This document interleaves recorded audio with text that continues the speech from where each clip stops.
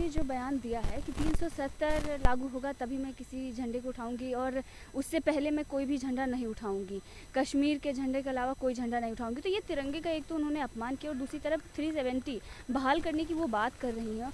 और इसके साथ ही उनका जो ये कहना है कि गुंडों ने हमारा झंडा ले लिया, इसका मतलब क्या है और क्या कहना चाहते हैं? एज आप भारत के नागरिक हैं, आप क्या सोचते हैं ऐसे बयानों के बारे में?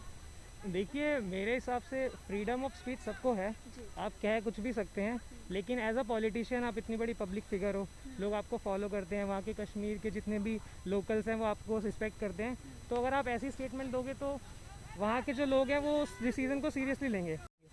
तो मुझे लगता है कि इतनी बड़ी स्टेटमेंट एक नेशनल लेवल पे आके प्रेस कॉन्फ्रेंस करना गलत है, और आपको देखना चाहिए कि आप किस लेवल पे बात कर रहे हो।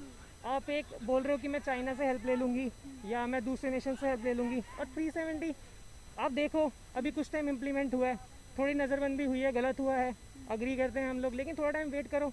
आप एकदम से डिसीजन नहीं ले सकते। आप सीएम थे, बिल्कुल अग्री करते हैं, लेकिन थोड़ा रिस्पेक्ट होनी चाहिए, नेशन की भी रिस्पेक्ट होनी चाहिए, हमारे तिरंगे की भी रिस्पेक्ट होनी चाहिए। सर, आपने कहा जैसे कि नज़रबंद किया वो गलत था, लेकिन आपको क्या सही लगता है कि वहाँ पर दंगे हों और लोगों को भड़काया जाए? वहाँ पर हमने देखा कि क्या कुछ नहीं हुआ, हमारे सेना के जो जवान हैं उन पर पत्थर फेंके जाते हैं, तो क्या वो सही है और नज़रबंद करना, दोनों में आप क्या चुनेंगे? अगर आपको क्या सही लगता है?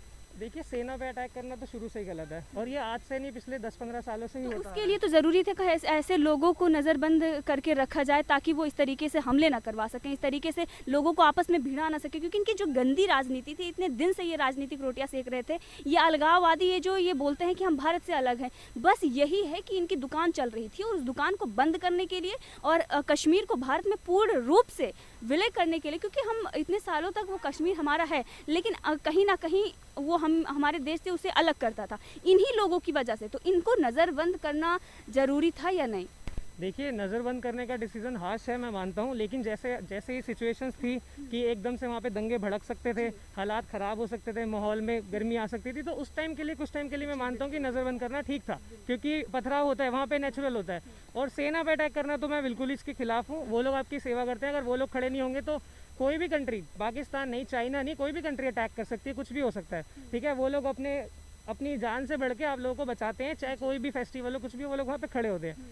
तो मेरे हिसाब से कि आपको नज़रबंदी ठीक है, थोड़ा टाइम हुआ, लेकिन बाहर आना है। अब आप बाहर आए हो, थोड़ा माहौल देखो, थोड़ी सी बातचीत करो लोगों से, अपने कॉन्टैक्ट्स बनाओ, आप मिल के बात करो ना। सरकार आपसे बात करने के लिए मना थोड़ी करेगी, और अगर कर रही है तो आप ये बोलो ना कि वो लोग हमसे बात नहीं कर रहे। आप ये थोड़ी कह सकते हो कि हम दूसरे नेशन से सपोर्ट ले लेंगे, आप तो हो ही हमारी कंट्री का हिस्सा। ये आपकी गलत फहमी है, आपको लग रहा है कि कश्मीर हमारा हिस्सा नहीं है। आपको अलग झंडा चाहिए क्यों? दिल्ली ने तो नहीं मांगा अलग झंडा, किसी और हमने, उत्तर प्रदेश ने तो नहीं मांगा, कोई भी अलग झंडा नहीं मांगता, ना कोई ये कहता कि तिरंगा नहीं लहराएंगे। अब 370 है और भी रूल इंप्लीमेंट हुए, किसी ने ये बात तो नहीं बोली कि हम झंडा नहीं लहराएंगे। अब ममता बनर्जी को देख लो, वो भी हैं, वो अपनी बात कहती हैं, बिल्कुल डट के कहती हैं, गलत है सही है वो अपनी जगह कहती हैं, लेकिन एंटी नेशनल होना, ये थोड़ी एंटी नेशनल टोन आ रही थी, तो वो मुझे गलत लगा।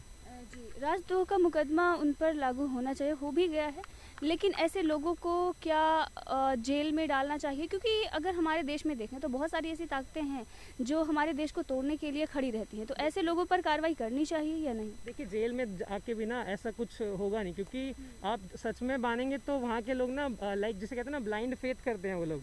वहाँ के जो कश्मीरी लोकल पीपल है, मैं उनके अगेंस्ट नहीं हूँ, बहुत से लोग हैं, अच्छे भी हैं, बुरे भी हैं, कुछ लोग कहते हैं ना असामाजिक तत्व भी हैं वहाँ पे, लेकिन थोड़ी सी उन पे सख्ती बरतनी चाहिए।